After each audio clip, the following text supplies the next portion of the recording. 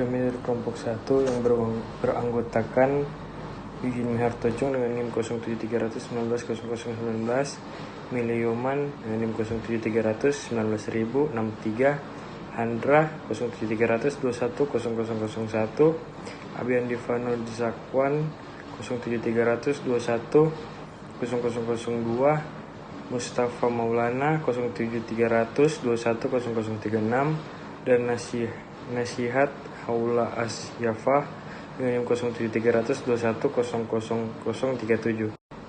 Ekstrusi teknologi kebumian dan energi. Yang pertama, energi konvensional.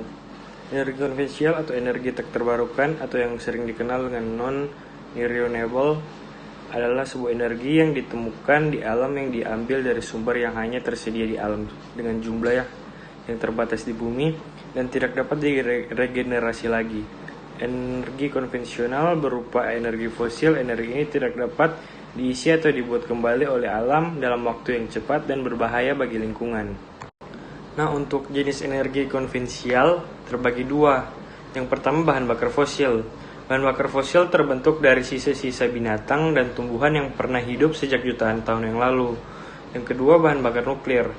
Bahan bakar nuklir adalah semua jenis material yang dapat digunakan untuk menghasilkan energi nuklir. Nah, untuk bahan bakar fosil terdiri dari minyak bumi, batu bara, dan gas bumi. Nah, selanjutnya energi non-konvensional. Energi non-konvensional disebut sebagai sumber daya energi yang baru dan terbarukan, yang merupakan kategori energi fosil. Nah, sumber energi terbarukan atau renewable didefinisikan sebagai sumber energi yang dihasilkan dari sumber alami seperti matahari, angin, dan air, dan dapat dihasilkan berkali-kali. Sumbernya akan selalu tersedia dan tidak berbahaya atau merugikan bagi lingkungan. Nah, untuk jenis dari energi non-konvensional terdiri dari hidroenergi, biomasa, energi angin, energi matahari, energi laut, dan energi panas bumi. Assalamualaikum warahmatullahi wabarakatuh. Nama saya Abian Divano Zakwan dengan NIM 07300210002. Saya di sini ingin menjelaskan tantangan penggunaan gas LPG di masa yang akan datang dan berhubungannya dengan clean energy. Kita tahu bahwa masyarakat Indonesia rata-rata di rumah memakai gas LPG. Tetapi beredar kabar juga bahwa Presiden kita Joko Widodo menyebutkan bahwa gas LPG 2-3 tahun yang akan datang akan berkurang penjualannya di pasaran karena gas LPG akan diganti dengan yang namanya DME atau yang disebut dengan dimethyl ether. DME ini hampir sama dengan gas LPG, tetapi perbedaannya pada isinya. Kalau gas LPG berasal dari minyak bumi, sedangkan DME ini berasal dari batu bara yang dicairkan menjadi gas. Faktor pendorong utama pergantian gas LPG dengan ke DME ini adalah penjualan gas LPG yang semakin membesar. Menurut Menteri Investasi Bahlil menyebutkan bahwa impor gas LPG sangat naik 50-70 juta ton per tahunnya, hingga menaikkan devisa negara menjadi 5-7 triliun rupiah per tahunnya. Pergantian gas LPG dengan DME ini karena Indonesia memiliki cadangan batu bara yang tidak akan habis dari 100 hingga 200 tahun yang akan datang, maka akan digunakanlah DME ini. Selain itu juga penggunaan DME ini memiliki harga yang relatif murah daripada gas LPG ini. Pembaruan energi atau DME ini dirancang oleh Air Product dan Pertamina. Dan berhubungan dengan clean energy, kita tahu ternyata gas apa saja yang ada di bumi ini tidak termasuk clean energy, karena gas tersebut merupakan energi yang tidak terbarukan. Sedangkan yang dimaksud dengan clean energy adalah energi-energi yang dapat terbarukan. Terima kasih. Energi konvensional. Energi konvensional merupakan energi yang berasal dari bumi. Ketersediaannya terbatas dan tidak dapat diperbaharui. Jadi minyak bumi itu kalau sudah habis tidak tersedia lagi di alam ini. Saya akan membahas lebih detail mengenai minyak bumi. Minyak bumi dalam bahasa Inggris disebut petroleum. Sebagai emas hitam adalah cairan kental, coklat gelap, atau kehijauan yang mudah terbakar. Pengertian lain dari minyak bumi adalah hasil dari peruraian dekomposisi materi tumbuhan dan hewan di suatu daerah yang subsidensnya terturun secara perlahan. Minyak bumi terdiri dari campuran kompleks berbagai hidrokarbon, sebagian besar seri alkana, tetapi bervariasi dalam penampilan, komposisi, dan kemurniannya. Proses pembentukan minyak bumi cukup kompleks. Minyak bumi merupakan bahan bakar yang dihasilkan oleh alam dari fosil-fosil yang terpendam berjuta-juta tahun. Fosil adalah sisa-sisa tulang belulang binatang atau sisa tumbuhan zaman purba yang telah membantu dan tertanam di bawah lapisan tanah. Terjadinya proses pembentukan minyak bumi dapat dijelaskan.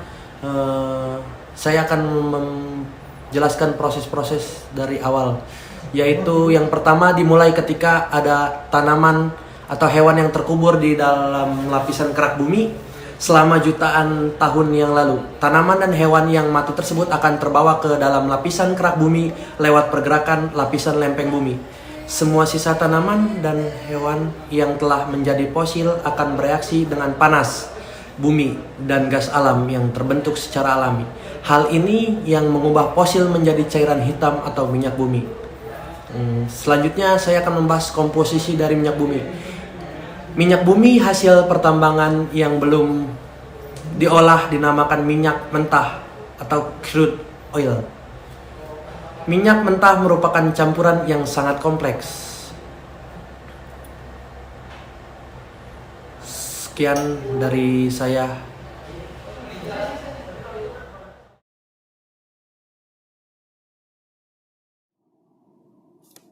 Contoh dari energi non-konvensional adalah energi biogas. Biogas adalah suatu gas yang berasal dari sisa-sisa makhluk dan diuraikan oleh mikroba melalui proses penguraian.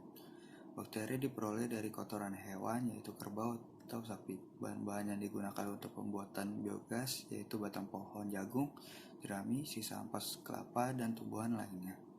Supaya proses penguraian dapat berjalan cepat, maka sampah organik tersebut dipotong-potong dan pada suhu 35-30 derajat Celcius. Proses pembuatan biogas harus dilakukan di tempat yang tertutup rapat agar tidak kemasukan udara karena mikroba penguraian sangat peka terhadap oksigen. Biogas yang kaya akan metan tersebut dapat dibakar dan digunakan untuk keperluan memasak. Di tengah semakin melangitnya harga minyak mentah serta bahan bakar minyak, biogas dapat menjadi alternatif pengganti bahan bakar minyak untuk keperluan sehari-hari. Biogas termasuk bagian dari clean energy karena dipakai dari limbah organik, ramah lingkungan, dengan ketersediaan yang melimpah dan sangat dekat dengan manusia serta mudah pemanfaatannya. Contoh energi non-konvensional yang kedua yaitu energi panas bumi. Energi panas bumi adalah energi yang berasal dari panas yang terdapat di dalam perut bumi. Energi panas bumi berasal dari aktivitas tektonik di dalam bumi dan panas matahari yang langsung diserap oleh permukaan bumi. Panas bumi yang berada di daerah pegunungan bersumber dari magma. Magma adalah batuan cair atau panas yang terdapat di dalam kerak bumi. Rembesan air ke permukaan bumi dapat dimanfaatkan sebagai sumber air panas. Panas bumi berupa uap air dapat digunakan untuk menggerakkan turbin yang berfungsi untuk menggerakkan generator listrik. Ada 3 cara pemanfaatan panas bumi. Yang pertama yaitu sebagai tenaga pembangkit listrik yang digunakan dalam bentuk listrik. Yang kedua yaitu sebagai sumber panas yang dimanfaatkan secara langsung menggunakan pipa ke perut bumi. Yang ketiga yaitu sebagai pompa panas yang dipompa langsung dari perut bumi. Energi panas bumi dari inti bumi lebih dekat ke permukaan di beberapa daerah, di mana uap panas atau air di bawah tanah dapat dimanfaatkan dan dibawa ke permukaan bumi dan dapat digunakan untuk membangkitkan listrik. Geotermal panas dari permukaan bumi dapat digunakan di sebagian besar dunia langsung ke panas dan dingin bangunan. Suhu kerak bumi beberapa meter di bawah permukaan bumi secara konstan yaitu 7-14 derajat Celcius, sehingga cairan dapat dipanaskan atau didinginkan dalam pipa bawah tanah. Menggunakan langsung lainnya adalah di sekitar pertanian atau rumah kaca, perikanan, budidaya, dan industri. Meskipun situs panas bumi mampu menyediakan panas untuk beberapa dekade ke depan, sehingga lokasi tertentu dapat tenang. Energi panas bumi tergantung pada geologi setempat, ketidakstabilan, yang menurut definisi tidak dapat diprediksi. Bisa jadi dia dapat stabil. Sekarang, konsumsi energi panas bumi tidak dengan cara mengancam atau mengurangi kualitas hidup untuk masa depan. Akibatnya itu dianggap sebagai sumber energi terbarukan.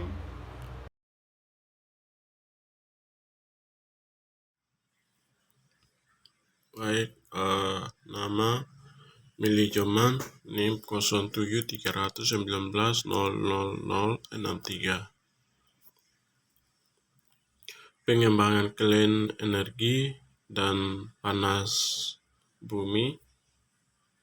Energi panas bumi atau geotermal adalah sumber energi terbarukan berupa energi termal panas yang dihasilkan dan disimpan di dalam bumi. Energi panas bumi dianggap cukup ekonomis, berlimpah, berkelanjutan, dan ramah lingkungan.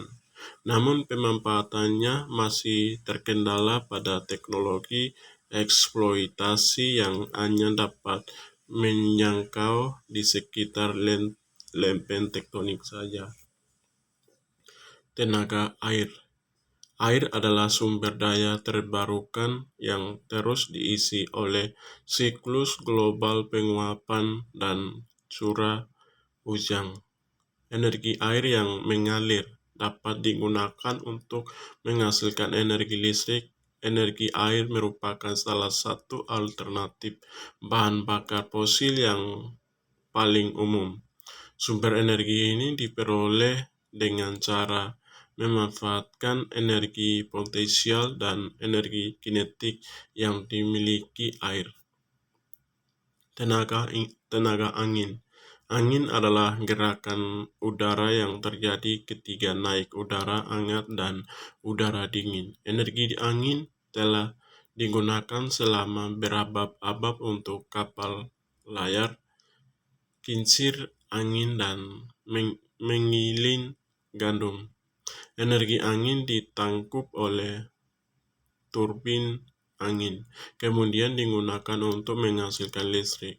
Pemanfaatan dari energi angin menjadi listrik di Indonesia telah dilakukan seperti pada pembangkit listrik tenaga surya. Matahari adalah sumber energi yang paling kuat. Energi surya dapat digunakan untuk pemanasan rumah, pencahayaan, dan pendinginan, pembangkit listrik, pemanas air, dan berbagai proses industri lainnya. Energi matahari merupakan energi terbarukan yang berasal dari radiasi sinar dan panas yang dipancarkan oleh matahari.